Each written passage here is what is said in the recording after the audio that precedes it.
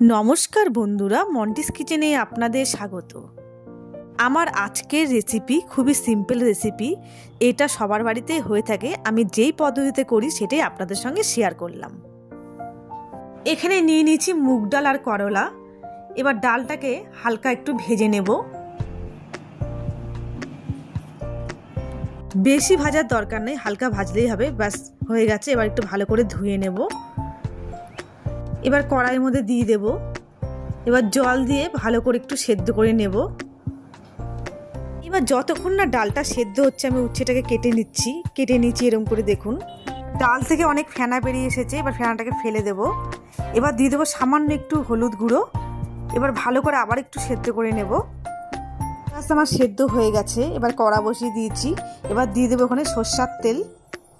এবার উচ্ছেটাকে একটু লাল লাল করে ভেজে নেব। দিয়ে দেবো পরিমাণ মতো নুন আর হলুদ গুঁড়ো। ব্যাস আমার লাল লাল করে ভাজা হয়ে গেছে। এবার উঠিয়ে নেব আমি। ওই তেলের মধ্যে দিয়ে দেবো আমি শুকনো লঙ্কা সোমবার, সর্ষে আর রাঁধুনি আর তেজপাতা।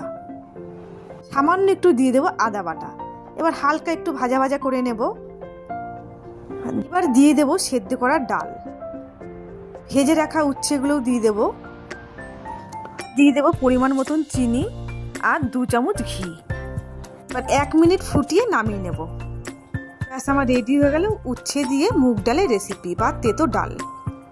অবশ্যই বাড়িতে একবার আপনারা ট্রাই করে দেখবেন, খেতে কিন্তু ভীষণ ভালো লাগে।